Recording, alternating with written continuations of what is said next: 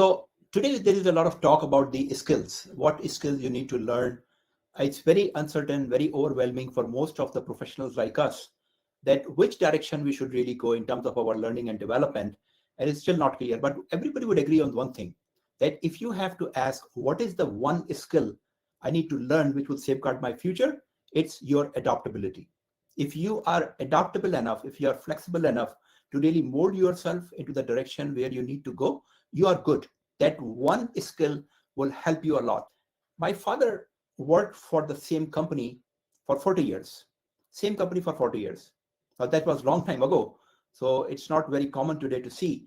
But what experts, the way things have changed, experts are saying that a millennial will see at least 12 to 15 job changes during their career lifetime, which is around 40 years. So in 40 years, you're expected to change 12 to 15 times job. That's quite overwhelming. We are not trained for searching job. We are not trained for job interviews, but that is what we need to do. In my early career, we did not work for the same company for 40 years, but still have to make some changes. But that was not 12, 15. It was very easier to search for a job and find a job. Usually you would go to the local newspaper where the jobs are advertised. You apply for a few jobs. And usually if you have good credentials, a good background experience, you will get the interview call, you will go through the interview, you will get the job. That was quite manageable process. And that is how I got few jobs early in my career. Today, there are no newspapers. Only way is to go probably the LinkedIn jobs, which is the biggest job board now in the world. But applying is a lot easier. You can do in seconds. But then there are millions and millions of jobs are posted on LinkedIn, and millions of job seekers are applying to those jobs. But getting a job or getting an interview through LinkedIn is pretty much equivalent to winning a lottery, because there are so many people, so big crowd that everything is diluted and you are one of the millions when you apply for a job. The fact remains, if you look at the statistics among the job hunting industry or the recruiters, 83% of the jobs at senior level, I'm talking about directors, VPs, and C level, 83% of the jobs are still filled in today by networking, because there is no point for them to really post those jobs on LinkedIn or other job portals. They don't have time to go through thousands of applications and candidates, and they think that by doing a private networking, they probably get a better quality candidate. What we are doing, those of you who are relying on LinkedIn and other job boards, you are basically just have a small piece of the pie available to you, 17% jobs through job boards. So that's another harsh reality we need to understand. LinkedIn is now the main hub for looking for jobs or networking or a lot of other things. LinkedIn recently announced that they have crossed 1 billion members mark. Think of it, 1 billion members on LinkedIn. That's a very aggressive growth they have acquired recent years. It looks good on the surface, which means that now you have more opportunities for networking. Now you have more opportunities for finding a job. But in reality, those of you who are very active on LinkedIn would agree that everything is diluted with those 1 billion members, or even when there were 700, 800 million members, things are diluted. There's a lot of commercialization. Of course, everybody understands LinkedIn has to make a lot of advertisement, or on behalf of the advertisers, make a lot of postings. It's very crowded and it's very commercialized. If you are looking for the genuine organic contents, it's hard to find on LinkedIn. Every other post is a sponsored post. They're getting some money. Nothing wrong in it. They have a profit model, nothing wrong in it. They have to run it. But from a user point of view, especially the user like us who want to do more, not buying things over there, but really do some networking, do some learning, to find out some good contents, it's losing its value.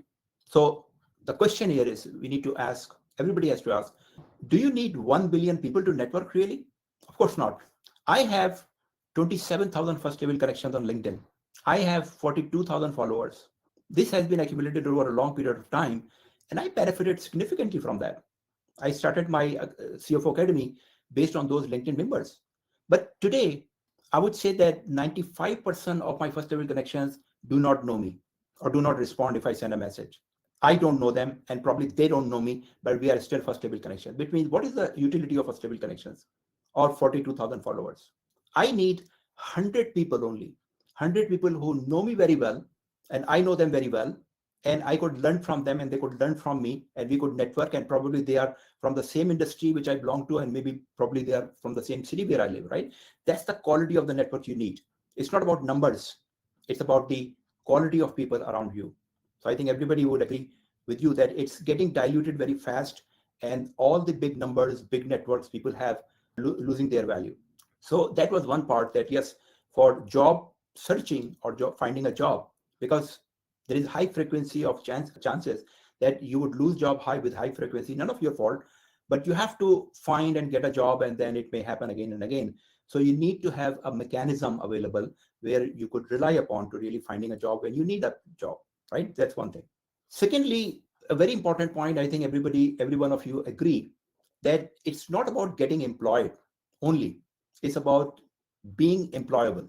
In our career, if that is really the case, reality, that we need to change jobs 12 to 15 times, and the jobs are vulnerable, and there is a lot of competition, and there are no local newspaper anymore. It's sites like LinkedIn to find a job. Then you would agree that there has to be a structured way available, because finding a job, I'm sure most of you have gone through that process, is quite overwhelming, quite demanding, quite challenging, quite pressurizing. And nobody wants to be in that process without a good cause. So the second thing is that we need to maintain ourselves as employable, right? Employable. So in case you lose a job, you find another job very quickly. How do you keep yourself employable? Which means that we need to keep learning. Again, back in my father's time, when there was people could stay in the same company for 40 years, the model was pretty simple, straightforward, that you first spend your life 20, 25 years in educating yourself, and you achieve some remarkable achievement like a master's degree or high level professional certification. And then if you start your first career or first job in a good company, keep assured that you would continue in that company for a long period of time, probably the entire life, or maybe big part of that. As I said, today it's changed. Today, mean employable, your first phase of education through the master's degree or certification is not enough. You could start a career on that based on those educations, but soon in 10, 15 years, you feel stuck, you feel saturated, you feel that the growth you have achieved in the first phase of career is not happening, which means you need to do something. And then you try to educate yourself more or learn new skills. Here is a problem with most of the people, that because our education system is also lagging behind our entire, think of this, our entire education system, where we spend almost 18, 20 years, is based on the knowledge sharing. It's all knowledge from the very beginning until you reach to the mastery or university level. They're dumping knowledge on your mind, and that is what you think is really the main talent you have to really run your life later on. It's changing. It's no more about knowledge. It's about skills. Our traditional educational system does not teach us or develop us with the skills. It's only knowledge. But it still works. I'm not saying it's completely obsolete. It still works. But what does not work, that while you are already in your career for 10, 15 years, and you think that now you need to learn new skills, people are misguided. People misunderstand, because all of their earlier life they learn education through knowledge sharing. And for example, communication skills, teamwork, collaboration, emotional intelligence, everybody would agree these are skills. You cannot go to a 2 days training on communication and then come back with a better communication skills. Skills requires practice. Skills require experience. Not you can learn anything through books, through watching videos, through listening to the lectures. That would only help you to develop that knowledge. But in order to make that knowledge convert into skills, you need experience, you need practice, you need other people to really practice those things. All the skills in demand, all the skills which are becoming clear, that in this AI revolution, what we need to learn is really the soft skills, is the unique human skills, which will safeguard your future, which will still help you grow in your career or whatever you do. So this requires experience, and experience is very different thing from the knowledge. So there is a growing gap between knowing and doing. Knowing and doing. It's a lot more easier for people to know, but then when it comes to do, it becomes a lot more challenging, because they don't have really the skills to apply that. Why knowing is easier? Because knowing is logical. All of our earlier life, we were educated to develop our logical mind. When we come across new idea, new knowledge, we agree to it. It's logical to understand. We fully agree. But when it comes to the action, we struggle, because first of all, we did not learn the skills, and we don't have the motivation. It's more like an emotional drive. You need for challenging tasks, challenging actions, you need emotional drive.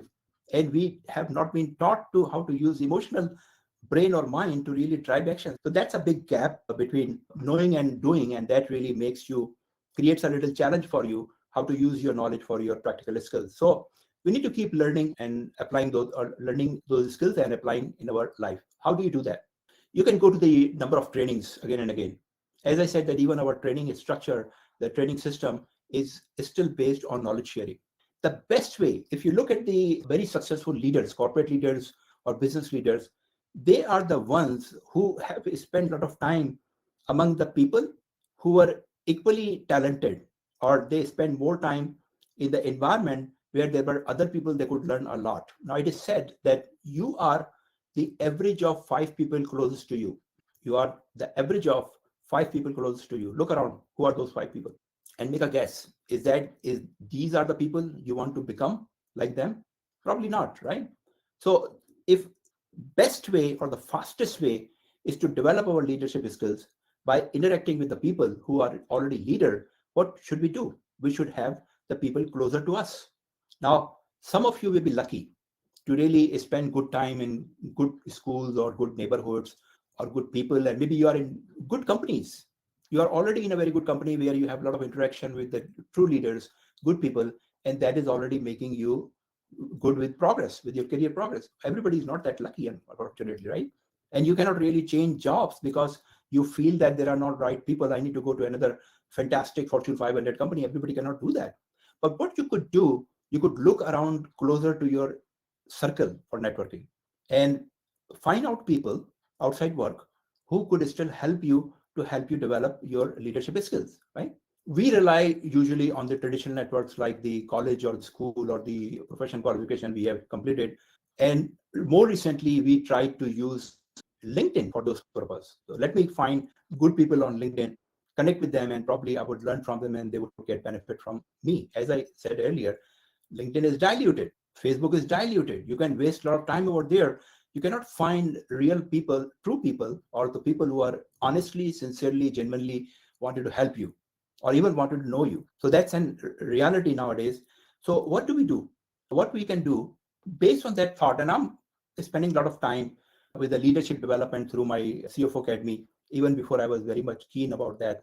So after a lot of thinking, I came up with this idea of CFO Coaching Club, that we need to create a community between ourselves, which could really serve these purposes. That I would again say that I'm looking for 100 honest, genuine professionals who I could know them directly and they could know me and then do the networking for mutual benefit. So we created this CFO Coaching Club, which most of you have already joined. Thank you. And the idea here was that it's not LinkedIn. We don't want to go to that level ever, even not to large groups. We want to create a small niche community.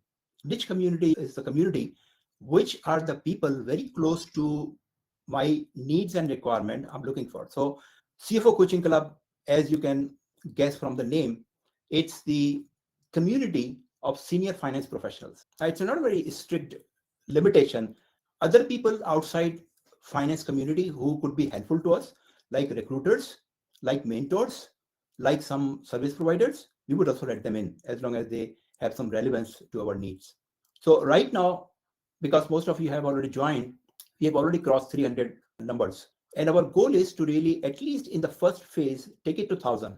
And then we see that with the 1,000 members, whether the quality of the members have really reached to a level where it could fulfill our needs or not. So we'll see that where to go there. But at least for now, we are clear that 300, we did not do any campaign. We just make some information available to people, and people like you have already joined, seeing some value in it. What I'm trying to, through this talk, through this knowledge sharing, I'm doing it. I want to give you more specific information that what we will do going forward. So one beauty of this new model we are trying to create is that I know most of you, 300 people. I know most of you. And even if I didn't know, it's not an open platform where everybody could join like LinkedIn or Facebook. We have an advertised criteria where every person who have joined in the group, 300 plus, I have personally evaluated them before letting them in. So we have ensured quality of the people before letting them in. So what is the purpose of that? Purpose of that is that it's not LinkedIn. Once you are in the group, we have a level of trust between ourselves. I have evaluated you and other people trust me for that. So you don't need, like LinkedIn, you need a permission. Even if you find someone that this is the person I really want to connect to, you need to send them a request. And there are very slim chances that they would look at that request and grant you that permission to approach you. And even if that happens, you approach them, it doesn't go much further. In these 300 people, you already have the permission from other members to approach them. You don't need their permission. You can connect them. Everybody has the ability through the chat to connect them and start a conversation. And I guarantee that 99% would be willing to start the chat with you if you take the initiative. So that's one thing, that in this smaller network, but it's a niche network. It's not a public area where anybody could walk in. In the initial days of LinkedIn, if I used to try to network, I used to feel that as if I'm in a private professional club where there are very selective people. Today, if I go to LinkedIn, I feel that I'm right in the middle of a very busy street where a lot of people around me trying to sell something. How do I find the people I'm looking for? So that's a common observation and experience. I think everybody is having it. So one objective right now is us to take that number at least to 1,000 members, so we could see that what value we have created. And what we will be doing with this platform later on, when we reach to the required or desired number, we will do the activity. This is not a, by the way, training school or training center or paid programs. There would be paid programs. For example, my top tier CFO leadership coaching program is already there in a corner. We are not promoting it, but it's already there so that people could interact with those people who are going through that experience. But more importantly, we want to do easy things, which are our next opportunity. So every one of you is a mentor or mentee. You need to learn something or you can teach someone something, right? That's a reality. That's why we are here. Once we formally start with this club, we will ask everyone to become a mentor or mentee for each other, or both. Many people would say that I can teach something, but I also need to learn something. In this talent group, you should be able to find someone to teach or someone to learn. So there would be mentor-mentee groups. That is how we would develop ourselves. That is how we will practice it. That is how we will really develop our leadership skills, by involving into it. So that's one thing. I said earlier that 83% of the senior level jobs are filled through private or personal networking. If we have even 1,000 people in this club, and 1,000 people are employed in good organization at good level, there are openings coming up, and 83% of those openings are not being advertised. If I know you and you know me, if I'm sincere to you, you are sincere to me, if I want to help you and you want to help me, what if there is an opening available in your company and you think I could be a very good suitable candidate for that? Why not, if you could just share that lead with me, job lead, and what if I could apply that job? And what if you go one step further and give me an employee referral? You refer me as a potential candidate to your HR or hiring department. Now there are statistics that the jobs, if you apply through employee referral, have 17 times more chances of getting an interview. Think of this, 17 times, not 17%. Because usually hiring people in the companies, HR or recruiting department, they trust the employee, the person who is already in the company as an employee, full-time employee, they trust them. And if they recommend someone as a referral, they want to oblige that. So even if it is not qualified, what's the big deal? This person has been referred by an employee. Let's at least call them for an interview. So your chances of interview goes up 17 times. But look, this does not happen on LinkedIn, because LinkedIn, we don't know each other. Here in this small community, we would try to develop a relationship where you would be willing to do that for me and I would be willing to do that for you. And of course, through a lot of other things, so job leads, mentoring, mentee relationship, that would help a lot, everybody. And then, of course, you could come out with new ideas. The idea here is that if you could have developed a smaller community, smaller doesn't mean that 5 people, but 1,000 people, maybe 2,000 people. And within 2,000 people, if you have 100 people who matches with what you want to help them or get help from, that's good enough. Probably those 100 people are from the same industry you are in, probably it's the same city where you're living, and probably the same, more or less the same profile. You could learn and you can teach them. Leadership is about giving, not about taking or receiving.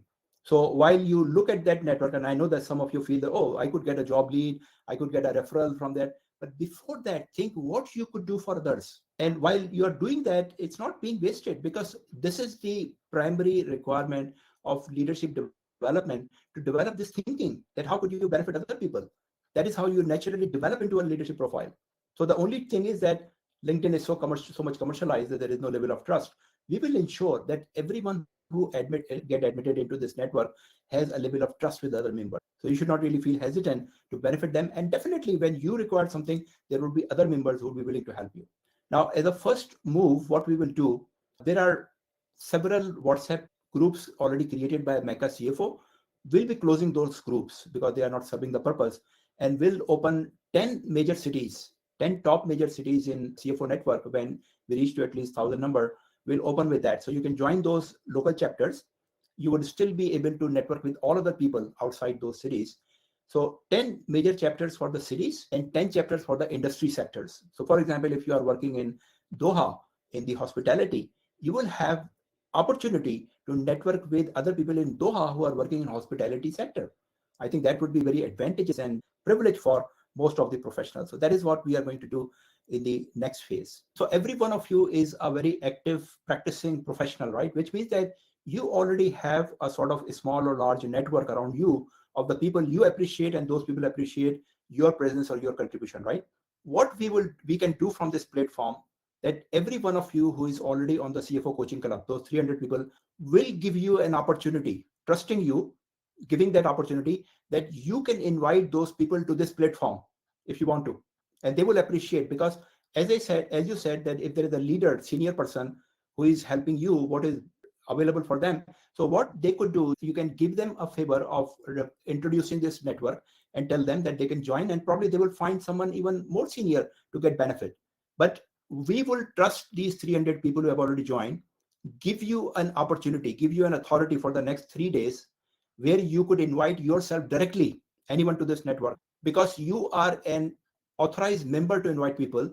Once that person accept your invitation, there is no more scrutiny or gate restriction from anyone. They will directly become a member of that platform. Of course, we have the authority ultimately to, if someone is with a very wrong profile, we could take that action to remove them. But probably most of you who have already joined, we trust you that you would invite the right people, the right profile of senior finance professional to this network, and that would help us both ways. Not only that, you would be appreciated by those people to be referred for this group or network, and we would reach to that number of 1,000 at least earlier, so we could very quickly decide that what is next step for us. So after this program, I'll send all of you a proper email with authority to invite other people for the next 3 days.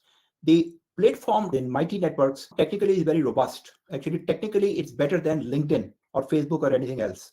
You don't need to really search and find people who are more suitable to you.